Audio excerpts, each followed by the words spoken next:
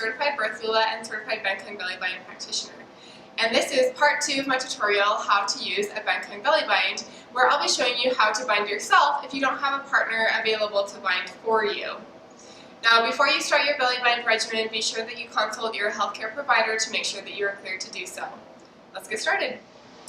Okay, so here's the fabric that I'll be using today. This bind is 16 yards long. This is how we're going to bind ourselves. A couple tips before you get started. It's easiest if you do it in front of a mirror so that you can see your knots, make sure that they are aligned and spaced properly.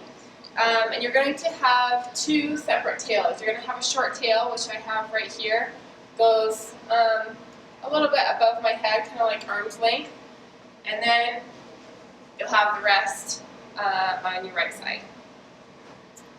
What we do to start is you want to start nice and low. You don't want to start up really high because that's going to put more pressure into your pelvic floor muscles. It can actually cause more harm than good if you do it that way.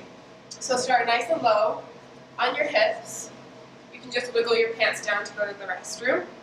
And you're going to start by taking the short tail, which I have here in my left hand, over the top of your long tail. And just to demonstrate what's happening, I'm going to cross over the top of my short tail, and it's just going to wrap right around this long tail, just like that.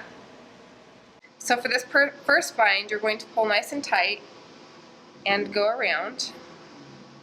I like to hold it in place so that it stays nice and tight. So that's the first time around, and I'm just going to go a second time.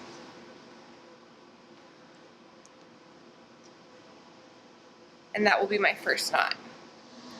So now that you have this short piece that you have holding in your hand, if you're doing it yourself, what I like to do to keep it tight is to just hold it in my teeth. And then you're going to take the long fabric and you're going to start moving right around. But instead of going directly above your first bind, you want to do quite a bit of overlap.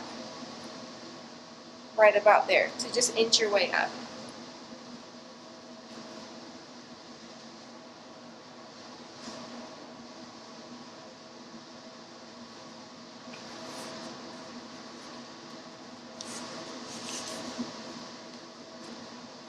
As you can see, I was pulling nice and tight to make sure it was nice and firm. And now we're back to the beginning. You have your short tail here, crossed over the top of your long tail. And this time, you're just going to go once around. And I usually like to think of it as going over the top, like that, of your long piece, and then just bring it right on under and back in your teeth.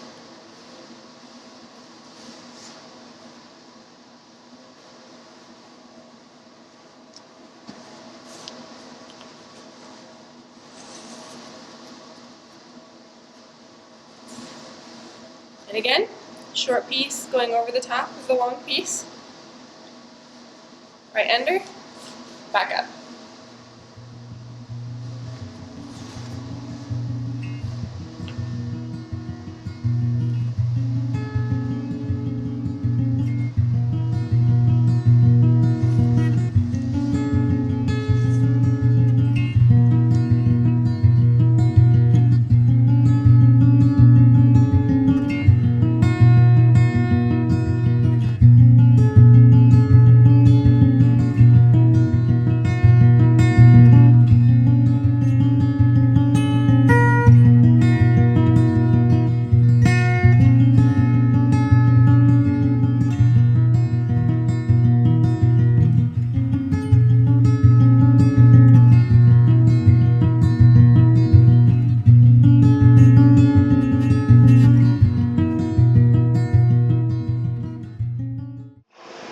Okay, now that we've come all the way up to the bra line, where you want to stop, we'll just tie it off with a simple knot.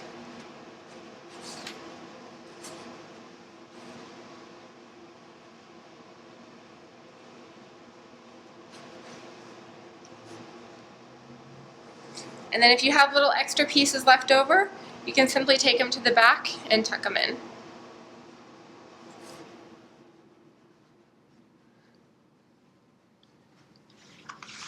And there you have it.